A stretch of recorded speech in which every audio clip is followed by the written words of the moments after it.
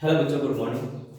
आज हम फिजिक्स के एक बहुत इंपॉर्टेंट टॉपिक के बारे में बात करेंगे, जिसमें बिल्कुल बेसिक चीज़ें को हम लोग डिस्कस करते हुए आगे फिजिक्स को समझेंगे और कैसे ये एज ए बेस काम करती चीज़ें उसको भी मैं समझाने की कोशिश करूँगा। तो आज हम बात करने जा रहे हैं electric charge, electric current and resistance. तो ये जो होती है ना, ये बेसिक चीज़ें होती है फिजिक्स के इलेक्ट्रिसिटी टॉपिक वालों में। ठीक है, तो पहले हम बात करते हैं इलेक्ट्रिक चार्ज के बारे में।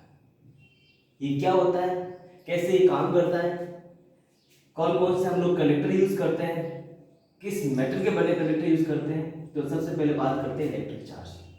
होता क्या है, मेनली अपने जो भी कंडक्टर होते हैं किसी न किसी मेटल के बने होते हैं, और उसमें मेनली हम लोग किसको काम लेते हैं, कॉपर और एल्यूमिनियम।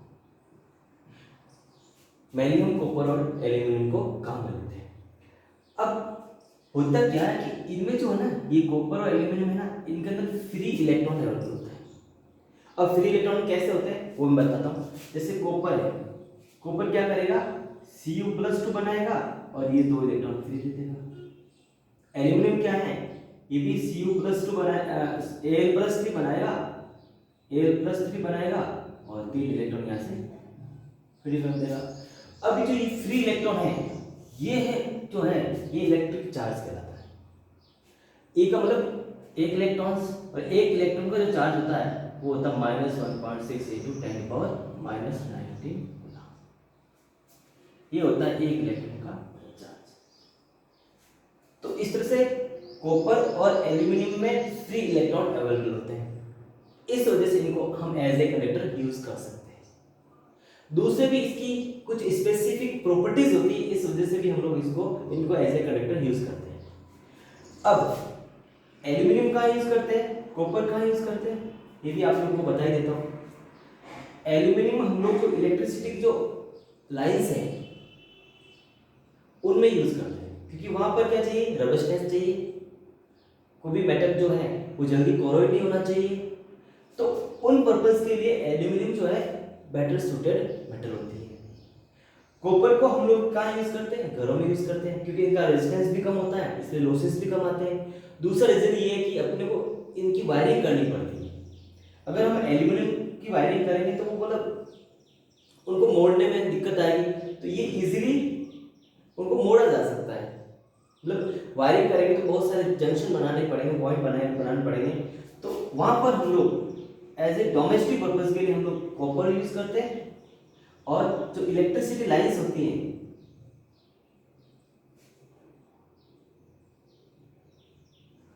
जो लाइंस होती हैं जो आउटर एटमॉस्फेयर में एक्सपोज होती है, वहां पर हम लोग एल्यूमिनियम को यूज करते हैं। दूसरा एक रीजन ये भी कि एल्यूमिनियम जो होता है वेट में हल्का भी होता है, इसलिए उनमें जो सैग की समस्या वो नहीं आती, मतलब तार ढीले नहीं होते हैं। तो ये अलग अलग प्रॉपर्टी होती है, इस वजह से हम लोग घरों में कॉपर वायर यूज करते हैं या एल्यूमिनियम यूज करते हैं। तो ये तो होगा कि हम लोग कॉपर और एल्यूमिनियम को mainly as a conductor use करते हैं, और इनमें फ्री इलेक्ट्रॉन्स होते हैं जो कंडक्शन के लिए सुटेबल होते हैं, और कॉपर वायर को हम लोग डोमेस्टिक पर्पस के लिए यूज करते हैं, और एल्यूमिनियम को हम इलेक्ट्रिसिटी लाइंस के लिए यूज करते हैं। अब बात आती है कि चार्ज फ्लो कैसे होता है, चार्ज का मूवमेंट कैसे होता है। अब चार्ज मूव होता है तो इलेक्ट्रिसिटी कैसे फ्लो होती है, इन चीजों के बारे में हम लोग थोड़ा डिस्कस करेंगे। इसको मैं थोड़ा कर लेता हूँ। एक मैं सर्किट बना के इसको और अच्छी तरह से समझाने की कोशिश करूंगा। सर्किट में मेनली क्या होती है, एक बैटरी होती है, एक की होती है, स्विच होता है अपना, यहाँ रेजिस्टेंस हो गया, और यहाँ हमने बल्ब लगा दिया ताकि इंडिकेशन पता चल सके कि सर्किट में इलेक्ट्रिसिटी आ रही है या नहीं आ रही, ताकि हम उस पर इजीली वर्क कर पाए। रेजिस्टेंस को हम लोग आर से बताते हैं। जैसे ये की ऑफ है, इसको बोलते हैं की हो गया, ये इसको वोल्टेज सोर्स बोलते हैं ई, कई बार वोल्टेज वी भी बोलते हैं। इसका भी क्या फंक्शन होता है, ये भी समझाने की कोशिश करूंगा। ये बल्ब होता है। अब जैसे हमने यहाँ की क्लोज का डॉट लगाया, तो यहाँ पे ये करंट फ्लो होना स्टार्ट हो जाएगा। अब यहाँ पर जो रेजिस्टेंस है, ये चीज जो रेजिस्टेंस है, इसको हम सबसे पहले डिस्कस करेंगे। ये होता क्या है, जनरली ओम्स लॉ जब हम बात करते हैं ओम्स लॉ, तो उसमें क्या होता है, जो वोल्टेज होता है वो करंट के प्रोपोर्शनलिटी होता है। और जब आप प्रोपोर्शनलिटी का सिंबल हटाते हो तो V इक्वल्स टू आई आता है, V इक्वल्स टू आई आता है, ये फॉर्मूला बनता है अपना। तो इसमें जो ये R हम लोग लेते हैं वो क्या होता है, इस चीज के बारे में हम लोग बात करते हैं। मैं क्या करता हूँ, ऑब्वियसली जनरली स्ट्रेट वायर होते हैं, लेकिन रेजिस्टेंस को जिगजैग पाथ में हम लोग रिप्रेजेंट करते हैं। जिगजैग पाथ में इसमें लगाने का मतलब इसको शो करने का मतलब भी एक पर्टिकुलर एक मतलब भी होता है। पूरे ये जो रेजिस्टेंस होता है ना, ये पूरे सर्किट का रेजिस्टेंस होता है, ना कि एक ऐसा कोई होता है वो जिसमें रेजिस्टेंस होता है। हालांकि रेजिस्टेंस पर्टिकुलर बनाए भी आते हैं, लेकिन हर एक कंडक्टर का कुछ ना कुछ रेजिस्टेंस होगा। कैसा भी कंडक्टर ले लो, और बेस्ट कंडक्टर अपना जो सिल्वर होता है इजी अर्जेंटियम, वो भी होता है, लेकिन उसमें भी रेजिस्टेंस कुछ ना कुछ तो होता है। तो होता क्या है एक्चुअली, मैं एक काम करता हूँ, जैसे ये भी स्ट्रेट वायर ही होगा, लेकिन हम लोग जिगजैग में इक्विवेलेंट रेजिस्टेंस को शो करते हैं। पूरे सर्किट का जो इक्विवेलेंट रेजिस्टेंस है वो आ रहा है, इसको एक ही जगह हमने शो कर दिया सर्किट के पर्पस से। अब मैं एक पॉइंट यहां मानता हूं, एक पॉइंट यहां मानता हूं बी, दो पॉइंट मान लिए, इसको मैं यहां से हटा के यहां रखता हूं। तो होता भी वायर ही जनरली ऐसा वायर होता है। अब मैं इसको जूम करता हूं, जूम करूंगा, जैसे ये ए और ये बी हो गया, ये अपना बी पॉइंट। अब मैं जूम करूंगा तो बीच में कैसा से होगा, ये रेजिस्टेंस जो वायर है ऑब्वियसली सिलेंड्रिकल शेप का होगा, इस शेप का होता है, ठीक है।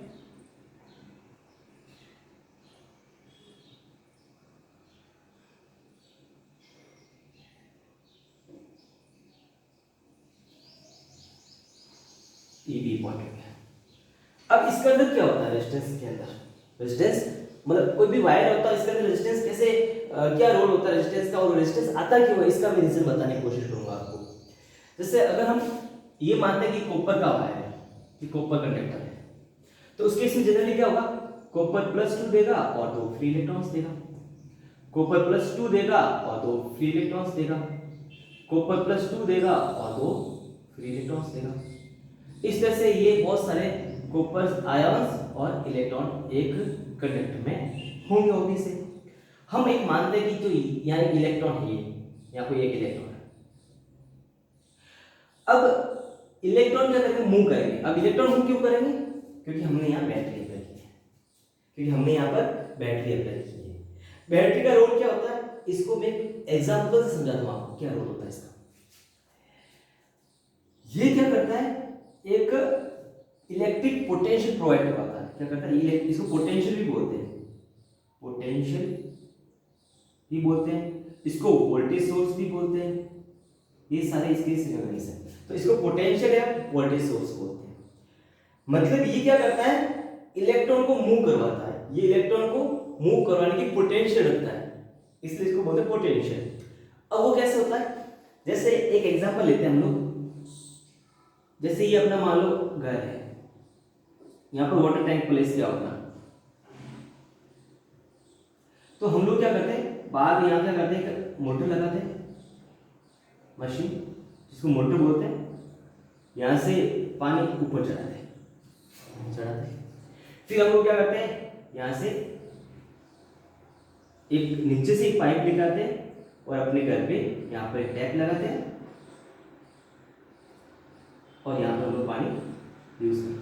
क्या हमने इसको चढ़ाते वक्त मोटर यूज किया, मशीन यूज किया, क्या हमने वापस नीचे आते वक्त पानी को नीचे लाने के लिए मोटर को यूज किया, नहीं किया ना। So this is rule of nature, nature ऐसा करती है। वो कैसे करती है, ड्यू टू दी पोटेंशियल। क्योंकि देखो जब हमने ऊपर चढ़ाया तो हम मशीन ने काम किया, मशीन ने जो काम किया वो ग्रेविटी के अगेंस्ट किया, ग्रेविटी के अगेंस्ट किया और पानी ऊपर पहुंचा दिया। अब क्या हुआ, पहले पानी यहाँ ग्राउंड लेवल पे था और यहाँ किसी हाइट h पे पहुंच गया, किसी हाइट h पे पहुंच गया। और जब आप जानते हो जब किसी भी हाइट पे जाता है कोई भी ऑब्जेक्ट, तो उसके पास mgh नाम की पोटेंशियल एनर्जी स्टोर हो जाती है, mgh नाम की पोटेंशियल एनर्जी स्टोर हो जाती है। और एक ये यहाँ पर प्रेशर क्रिएट हो जाता है वाटर लेवल की वजह से, इस लेवल की वजह से ये प्रेशर क्रिएट हो जाता है और उस ग्रेविटेशन प्रेशर की वजह से ये पानी क्या होता है, ऊपर से नीचे आता है। ऑन करती हूँ फटाक से पानी ऊपर आ जाता है और बहुत स्पीड से भी आता है। तो ये रीजन होता है कि पोटेंशियल एनर्जी की वजह से पानी नीचे की तरफ बिना किसी मोटर की हेल्प से आता है। ठीक है, क्यों आता है कि यहाँ एक हाइट में डिफरेंस हो गया, इस हाइट में डिफरेंस की वजह से पोटेंशियल एनर्जी स्टोर हो गई। तो ये तो वाटर लेवल सिस्टम का एक एग्जांपल हुआ। इसको हम इससे कनेक्ट करते हैं। जैसे ही हम पोटेंशियल लगाते हैं, ये इलेक्ट्रिक पोटेंशियल लगाते हैं, तो ये क्या करता है, इलेक्ट्रॉन पे प्रेशर अप्लाई करता है। जैसे यहाँ पर प्रेशर अप्लाई होता है ना हाइट में डिफरेंस की वजह से, तो यहाँ पोटेंशियल में डिफरेंस की वजह से इस वायर में जो भी इलेक्ट्रॉन्स हैं उन पे प्रेशर डेवलप हो जाता है। तो जैसे ही हम इसको किसी भी वोल्टेज सोर्स से कनेक्ट करेंगे, जैसे यहाँ इसको मैं रब कर रहा हूँ, अब मैं उसको इससे कनेक्ट करते हुए समझाता हूँ। तो जैसे ही हम लोग यहाँ पर एक बैटरी सप्लाई करेंगे, बैटरी लगाएंगे, एक ही लगा दिया और इंडिकेशन के लिए बल्ब भी लगा देंगे कि करंट फ्लो होगी या नहीं होगी, कि ऑन करते ही यहाँ पर क्या होता है, इलेक्ट्रॉन पे क्या हो जाता है, एक पोटेंशियल लगेगा। तो अब जो इलेक्ट्रॉन है, ये इलेक्ट्रॉन है, ये क्या करेगा, इस डायरेक्शन में करेगा, क्योंकि पोटेंशियल हमने यहां से ऐसे लगा ना, तो इलेक्ट्रॉन पर हमेशा अपोजिट डायरेक्शन में क्या करता है, प्रेशर अप्लाई होता है, जिसको हम इलेक्ट्रिक प्रेशर भी बोल सकते हैं। तो इलेक्ट्रॉन क्या करेगा, इस डायरेक्शन में मूव करेगा, तो ये दूसरे इलेक्ट्रॉन से कोलाइड होगा और ये डिवाइड हो जाएगा इस तरह से। मान लो ऊपर +2 कोई दो आयन है, एक +2 है, तो ये इससे कोलाइड होगा, बहुत सारे +2 आयंस होंगे, बहुत सारे इलेक्ट्रॉन्स इसमें प्रेजेंट होंगे।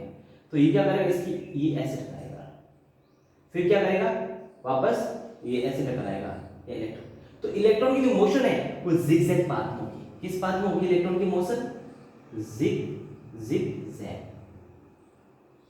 तो इस तरह से इलेक्ट्रॉन की मोशन ही है ना, इस तरह से होती है। और अब होता क्या है कि इलेक्ट्रॉन की जो एक्चुअल मोशन होती है वो अफेक्ट होगी, और इसकी वेलोसिटी जो होनी चाहिए वो नहीं होगी, कुछ और होगी। मतलब इलेक्ट्रॉन क्या कर रहा है, ड्रिफ्ट कर रहा है। इलेक्ट्रॉन क्या कर रहा है, इस डायरेक्शन में ड्रिफ्ट कर रहा है। तो इस तरह से इलेक्ट्रॉन की जो वेलोसिटी है उसको हम लोग vt से भी बताते हैं, उसको ड्रिफ्ट वेलोसिटी भी बोलते हैं। क्या बोलते हैं, ड्रिफ्ट वेलोसिटी भी बोलते हैं, उसको हम लोग ड्रिफ्ट वेलोसिटी भी बोलते हैं। इसको भी हम लोग आगे कोई लेक्चर लेके डिस्कस कर लेंगे। तो ये होता है vt ड्रिफ्ट वेलोसिटी। तो मतलब इलेक्ट्रॉन क्या होता है, ड्रिफ्टेड होता है इस पोटेंशियल की वजह से, इस पोटेंशियल की वजह से। ऑब्वियसली ये क्या, एक बैटरी है, चार्ज है, तो इसको पहले हम चार्ज करेंगे ना, जैसे सेल होता है ना अपने, वो वाली बैटरी हाथ में आती है या फिर जो भी व्हीकल में लगती है, जिससे पूरा लाइट वाला सिस्टम या स्टार्ट बटन ये सारे ऑन होते हैं। तो एक्चुअली उसको पहले चार्ज करना पड़ता है, तो उसमें केमिकल की फॉर्म में पोटेंशियल एनर्जी स्टोर होगी, और वो क्या करती है फिर इलेक्ट्रिक प्रेशर अप्लाई करती है। जैसे हमने हाइट पे पानी लेके गए, तो उसमें ग्रेविटी के अगेंस्ट वर्क करने की वजह से उसमें पोटेंशियल एनर्जी स्टोर होगी। तो इसी तरह से इसमें भी क्या हुआ, केमिकल की फॉर्म में एनर्जी स्टोर होगी, वो वापस क्या करती है, इलेक्ट्रॉन पे एक प्रेशर अप्लाई करती है, जिसको हम इलेक्ट्रिक प्रेशर बोलते हैं। यहां तक क्लियर हुआ। तो इस वजह से जो इलेक्ट्रॉन की जो एक्चुअल पाथ है वो जिगजैग पाथ में चलता है, और उस वजह से इलेक्ट्रॉन ड्रिफ्टेड होता है, और ड्रिफ्टेड होने की वजह से जो इलेक्ट्रॉन की वेलोसिटी होती है उसको ड्रिफ्ट वेलोसिटी बोलते हैं। क्या बोलते हैं, ड्रिफ्ट वेलोसिटी बोलते हैं। अब अगर इलेक्ट्रॉन इस डायरेक्शन में मूव करेगा तो करंट की जो डायरेक्शन होगी आएगी वो ये होगी, क्योंकि हम बाय डिफॉल्ट करंट की डायरेक्शन को पॉजिटिव फ्लो, पॉजिटिव आयंस के फ्लो की डायरेक्शन के अलाउ मानते हैं। इलेक्ट्रॉन ऐसे जाएंगे तो पॉजिटिव आयंस ऐसे जाएंगे। तो इस तरह से, क्योंकि देखो इलेक्ट्रॉन क्या होगा, पॉजिटिव से अट्रैक्टेड होगा तो इलेक्ट्रॉन का मूवमेंट ऐसे होगा, इससे रिपेल होगा तो इलेक्ट्रॉन का मूवमेंट ऐसे होगा। तो करंट की डायरेक्शन को हम लोग क्या करते हैं, इसके अपोजिट मान लेते हैं। करंट की डायरेक्शन को हम इसके अपोजिट मान लेते हैं। अब देखो एक्चुअली देखो इलेक्ट्रॉन जब यहां से ड्रिफ्टेड हो रहा है, तो दूसरे आयंस जैसे मतलब जो आयंस है CO+2 और दूसरे जो इलेक्ट्रॉन्स हैं जो Copper+2 के आयंस है, वो क्या करते हैं, एक ट्रैफिक प्रोवाइड करवा रहे हैं इलेक्ट्रॉन के लिए। क्या करवा रहे हैं, एक ट्रैफिक प्रोवाइड करवा रहे हैं, और उस ट्रैफिक की वजह से उसकी जो एक्चुअल वेलोसिटी नहीं होती है, कुछ और होती है, और जो ट्रैफिक जितना ज्यादा होगा उतना ज्यादा रेजिस्टेंस होगा। तो हम लोग एक जनरल लैंग्वेज में कह सकते हैं resistance is nothing, it is a traffic provided by other electrons and ions present in a particular metal। जैसे कोई मेटल होगा, कंडक्टर होगा ना, उस कंडक्टर में जो दूसरे जो आयंस होंगे या दूसरे जो इलेक्ट्रॉन्स होंगे, वो इलेक्ट्रॉन्स के फ्लो में क्या कर देंगे, इलेक्ट्रॉन फ्लो को रेजिस्ट करेंगे, उसको स्लो डाउन करेंगे, उस वजह से उसमें रेजिस्टेंस की नेचर आ जाती है। तो रेजिस्टेंस पूछो क्या होगा, एक इलेक्ट्रिक ट्रैफिक होगा। अब थोड़ा रेजिस्टेंस को और ज्यादा बेटर वे में समझने की कोशिश करते हैं।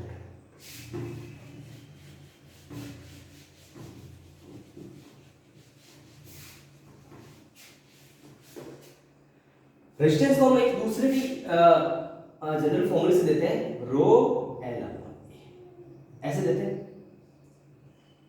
मैंने इलेक्ट्रिक ट्रैफिक का, अब देखो जनरली अपने ट्रैफिक सिटी में ट्रैफिक का क्या रूल होता है, जैसे ही जितनी ज्यादा विड्थ होगी इस रोड की, जितनी ज्यादा विड्थ होगी उतना रेजिस्टेंस कम होगा। चौड़ी सड़क होगी तो ट्रैफिक कम होगा, अपन जल्दी डेस्टिनेशन तक पहुंच जाएंगे। और अपना जैसे ये कोई बाइक है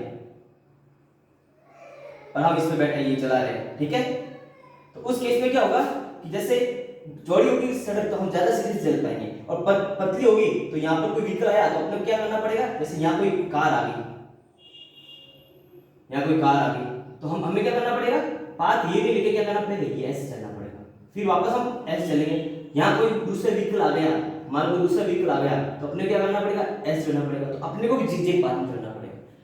और अगर चौड़ी होगी तो अपन क्या करेंगे, अलग लाइंस होगी, इसमें अलग लाइंस होगी ना, तो ये होगी तो हम इससे भी चलेंगे तो ट्रैफिक कम हो जाएगा, ठीक है। और जितनी ज्यादा लंबी सड़क होगी उतना ज्यादा रेजिस्टेंस ज्यादा होगा। क्यों, नॉर्मली रोड की सड़क को प्रेफर करते हैं जो ज्यादा सीधी होती है, उसी पे जाते हैं, तो उस पर ऑब्वियसली सीधी जो हार्ड लाइन होगी किसी भी सिटी की, वो लंबी सीधी और ज्यादा लंबी सड़क होगी ना, तो उस पर ज्यादा ट्रैफिक मिलेगा, तो रेजिस्टेंस ज्यादा होगा।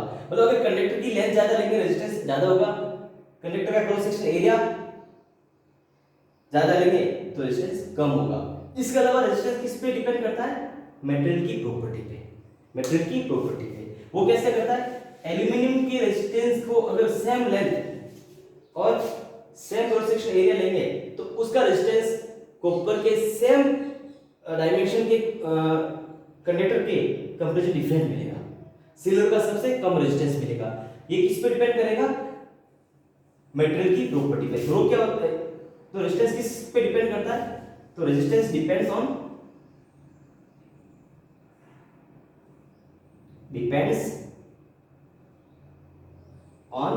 किस पे डिपेंड करेगा, पहला तो length of conductor, length of conductor पे डिपेंड करेगा।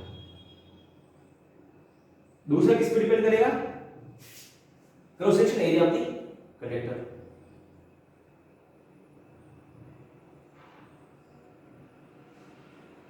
Area of conductor. तीसरा किस पे डिपेंड करेगा, मटेरियल ऑफ द कंडक्टर।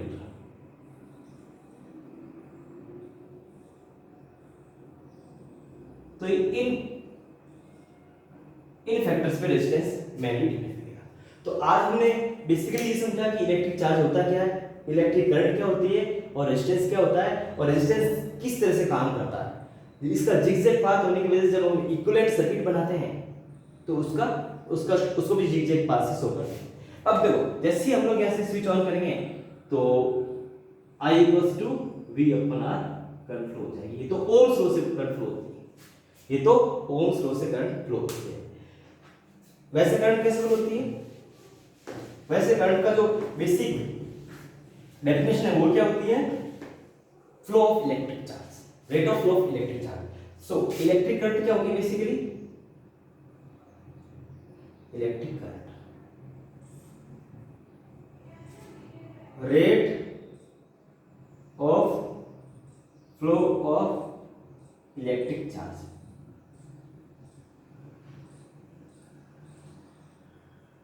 ठीक है, अगर आई बताएं तो टोटल अगर चार्ज क्यू माने